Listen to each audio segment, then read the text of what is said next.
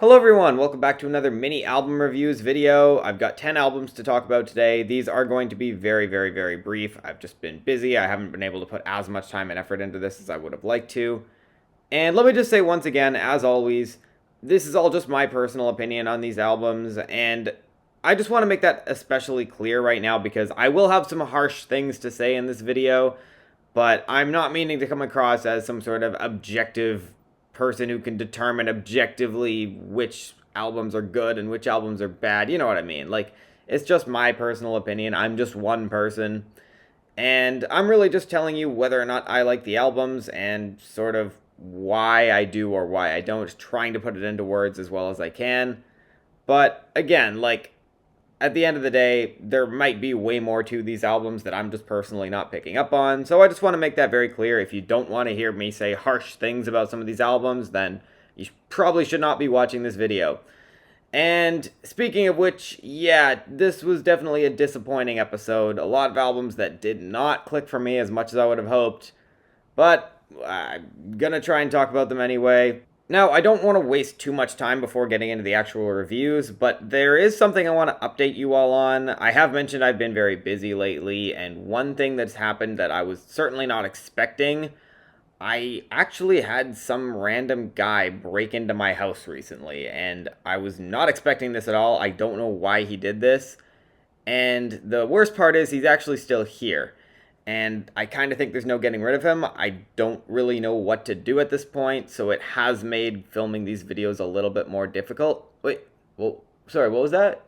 I don't know what you're talking about. I'm just trying to make sure that everything gets run smoothly here, okay? I know that you're trying to film your videos. I'm not trying to get in the way of you filming your videos. I'm just trying to add to your videos, okay? I just want to make that really clear. Okay, I get where you're coming from, but this is my house. I don't want you living here. I really would appreciate just being able to live here by myself in privacy. I don't really need you to be here just telling me what to do in my videos. Like, what are you even, like, what's the purpose of you being here? Like, why do you think that you need to be here for my YouTube videos? Like, I just want to get that sort of sorted out. I'm just asking. Oh, I don't know. I feel like you are a music critic, right? And I think I think I need to make this a little bit more interesting and really make sure that you're doing your job properly as a music critic. I want you to be fair and reasonable with your music criticism, that's all. I mean, I think I make it pretty clear. It's just my opinion. I'm not trying to tell anybody objectively what they should think of these albums. I make that as clear as I can. I feel like I say that in pretty much every video. I just said that in this one. So I don't really know what you're trying to do here. Like, what do you expect? Like, do you have any criticism for me right now? Like, any constructive criticism that you want me to know about for these videos? I mean, I'm just trying to make sure you're doing everything properly, okay? So, if you have any questions or anything, my name's Nomis, and, yeah, I'm a music critic, basically. Wait, sorry, what did you say your name is? Did you say Nomis? How do you spell that? It's Nomis, Nomis. Oh my god. See, like, this is what I'm dealing with right now. If you're wondering why I have not had as much time to work on these reviews, like, this guy, I don't know what he's doing here. I don't know why he's here. I want him to leave, okay? I want him to leave. But I'm kind of stuck with him here for now, so I'm just gonna try my best to get through these to get through these reviews, to get through talking about these albums, and yeah, hopefully he just goes away, but I don't know. He might be here for a while. I don't know what to do. I'm gonna try and distract myself for now, as long as he's not too annoying. Hopefully he's not trying to criticize my music criticism too much. And yeah, I'll try and get into talking about the albums. Like I said, I got 10 albums to talk about, so let's start with Beth Orton is a musician and singer-songwriter who's been releasing albums for a few decades now, this being her first since 2022. This is the first album of hers that I've listened to, though, and honestly, I'm not sure I'd ever even heard of her until now. Anyway, I was curious about this album and I decided to give it a few listens, and I'm unfortunately not really wowed by this album. I don't think it's terrible or anything. In fact, it's pretty good, or at least decent, which might be a better word for it. The vocals and production paired together lead to strong fall/winter vibes, especially with a lot of the lyrics about loneliness and nostalgia, which can lead to some haunting moments like Before I Knew and Celestial Light. But oftentimes it feels pretty straightforward, without the poetry really making me feel anything, and even in this album's best moments, I'm not sure there's a song I'd call great.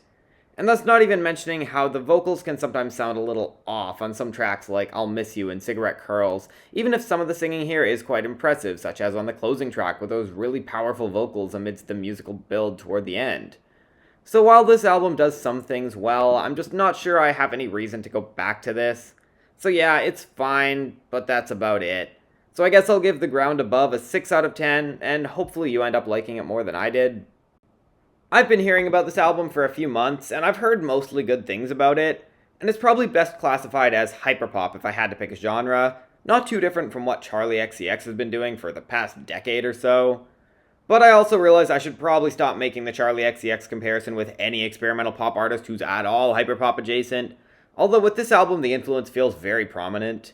But anyway, after listening to both her 2024 debut and this new album, I can't help but feel like Tiffany Day's music has some 2010s pop vibes while also feeling very much like 2020's music, which I also mentioned when talking about Horse Girl's new album a few weeks ago. Honestly, I feel like this is a trend I've been noticing in a decent amount of the pop albums I've been reviewing recently. And on this album, I'm not sure it really flatters it. That's not to say that there's anything wrong with this in concept. There's a lot of great 2010s pop music, and the same can be said about this decade. But it feels like it takes the recyclability of 2010s pop and tries to make it sound more modern/futuristic without actually doing much to make this feel innovative. And yeah, I get that it's pop music, but then why are the hooks so weak? Why does the production sound like a total mess? And it's actually a real shame because honestly, I think the album starts pretty damn strong with the opening 2 tracks. The first song absolutely feels like an intro track, and quite an intriguing one, where she starts to achieve her dreams, but then starts running into a bunch of questions to ask herself that she was not anticipating. And then Do It For Me feels like the most brutally honest confession of one's own insecurities and the ways that FOMO can affect a person's emotions and responses to said emotions. But after that, the vast majority of this is built on annoying repetition, overly glitchy production that doesn't bring any real personality or artistic value to this album in my opinion, and I just don't find Tiffany Day to be a compelling vocalist for an album like this. There's definitely a strong sense of relatability here. Most of it doesn't really resonate with me personally, but I get the appeal. And toward the very end, it gets way more listenable, in addition to the first 2 tracks being quite strong. In fact, I think the vast majority of this is listenable, just not much more. So I'll give it a 6 out of 10, and just like her debut, it's a record that shows potential, but it's also frustrating because it doesn't hit like I think it should. I'm not going to give up on her as an artist quite yet, but I'm not very impressed just yet. This isn't the first time I've heard of Tenille Townes, but it's the first time I've listened to an album of hers. And I was quite excited about this, considering I've heard mostly good things about her music from what I remember, and she's a country artist. And there are some nice messages on this album about being respectful to each other and embracing change. It's some nice storytelling here too, and I also really like the vocals. But unfortunately, I didn't end up liking this as much as I thought I would, mainly because the songs themselves sound quite dull and uninteresting from a musical standpoint. And as much as I like a lot of mellow country music, this album just doesn't really make me feel much. I do like the opener Ordinary Love Song, and I especially want to highlight She Plays the Piano, which talks about an old woman who's losing her memory, who's still finding peace in the little things. I wouldn't put it on the same level as Time Traveler by Emily Scott Robinson from earlier this year, which is about a similar topic, but this is still a really nice song. But I don't know, something's just not quite clicking for me here, and I wish I could fully figure out what it is, beyond some moments that I just personally don't resonate with, and also the closing track being quite drab with some corny rhymes and not much going for it musically. A lot of this album feels like it should really be hitting for me emotionally, and I've sat with this album in settings when I'm ready to take in some emotional country music, and I don't know, it's just not clicking. I also wouldn't say this is the most amazing record ever, so don't take this as me saying this is entirely a me thing. But I guess at the end of the day, my opinions on music might say more about the music itself, might say more about me than the music itself. So I guess you can decide whether or not this is any good or how good it is. Personally, I'd say it's a 6 out of 10, and again, it's really unfortunate because it feels like this should be up my alley. But hey, there are some good songs, and it's also pretty short, running for just over a half hour. So if you're a country fan like me, you might get something out of it. I just wish it clicked for me more consistently. Static Dress are a band I've heard of before, and I feel like I've heard some of their music a while ago, but I don't really remember any of it. I might have listened to that debut album of theirs in 2022, I'm not sure. I certainly haven't listened to them very much, if at all. Anyways, I'm not really a huge metalcore fan, so I did have my doubts about this, despite the huge amounts of acclaim Static Dress have been getting for years, but I wanted to go into it with an open mind. Maybe this could really click and spark a new excitement in metalcore for me, even as a non-fan of the genre. But like I expected, this album isn't really for me, and I'm left with the same feeling I get from a lot of metalcore, where it feels like it's maybe a bit more style over substance, although at the same time it also feels like it experiments with punk and other heavy music genres, so I will give the band credit for at least trying to do something cool here, but it just doesn't click for me. And a big part of it is the production, which often leaves this feeling either messier or too compressed that the feeling these songs are supposed to evoke just doesn't quite get there for me. For example, the lyrics of Adapter is from the perspective of someone being cheated on, showing their anger to the cheater. So why does the production sound so foggy? I feel like the anger and frustration would shine through a lot more if the music had more impact. And honestly, I feel like a lot of the lyrics here are either pretty straightforward or dependent on metaphors which just feel a little hollow to me, which isn't a bad thing, but it means I want the music to hit a bit harder or at least bring the lyrics to life a bit more. And look, this album does have its moments. Hospice is a legitimately great track with that huge melodic chorus and some of the most intriguing writing on the album. And even outside of that, I can admire the strong production of Questioning that actually helps it hit a bit harder, and a similar thing can be said about Dull Blade Disguise. But the majority of this is pretty underwhelming if you ask me. Honestly, the album reminds me a lot of Deftones, who I'm almost positive had a lot of influence on this album, an assumption I'm making just by listening to it. And even as someone who's never been a huge Deftones fan, they at least usually have tighter production, and Chino Moreno brings more cutting-edge vocal performances. Static Dress are not really impressing me much with this album. And while I can acknowledge there may be more to this in the lyrics than I've personally picked up on, and I do see the appeal of this from a musical standpoint as well, it doesn't change the fact that this had little to no impact for me outside of a couple moments.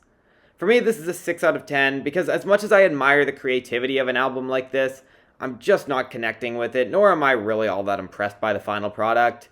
Like I said, I do think it has its moments that somewhat save it, but the rest of the album is so much of a nothing burger for me that I cannot rate it any higher. Here we've got some very experimental prog rock / art rock / something in that vein. I'm not going to say it's super similar to anything that I've heard this year that I can remember, which in theory is a good thing.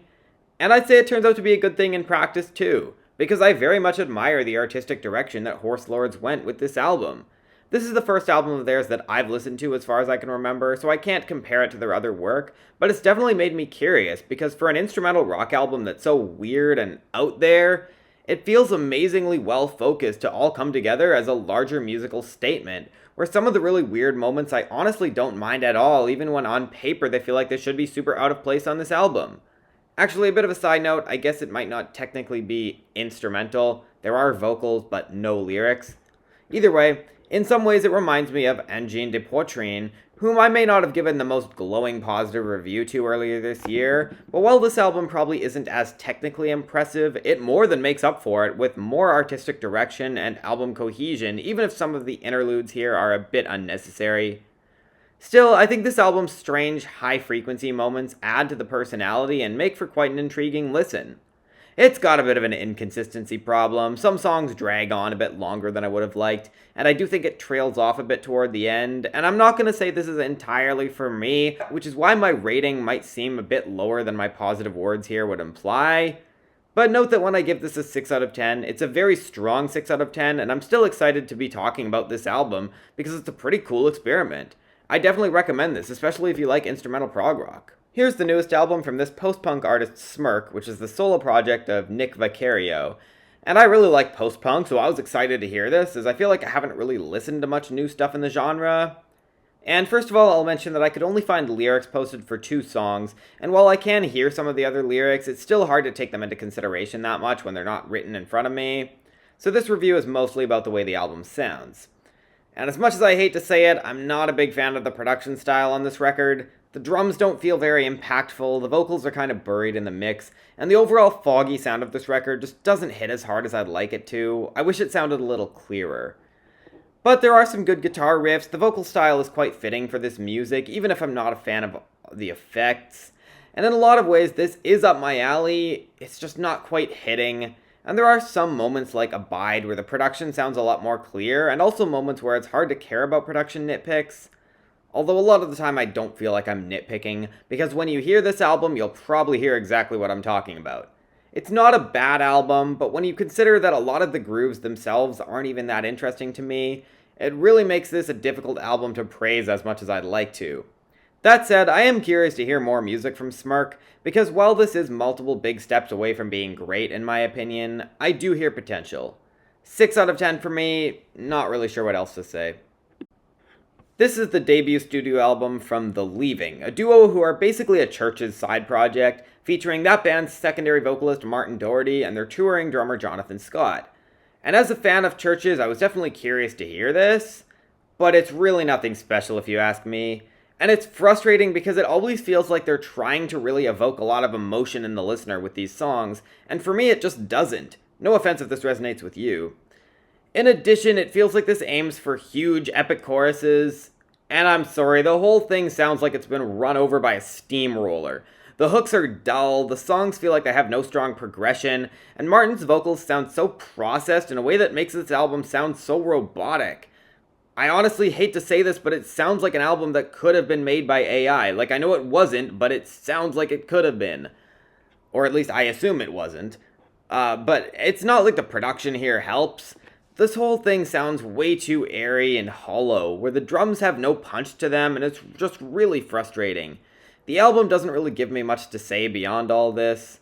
I mean, I guess I could talk about the lyrics, which aren't bad, but also are not really doing anything for me personally. The lyrics feel quite dreamy, possibly based on feelings of desiring more from life and questioning all your surroundings, which is potential for interesting commentary, but I unfortunately just feel like I've heard this kind of thing a million times, and there's not a lot of lines here that are particularly striking for me. And while I do kind of like the ending where he comes to terms with losing someone he loves and sees it as a learning opportunity, it does not make up for this full project feeling too drenched in cliches without any apparent greater meaning as a whole. Maybe there is and I'm just missing it, but when you consider the lack of strong melodies and the underwhelming production and compositions, 5 out of 10 for me. At least some of the synths were nice, and most of this is tolerable.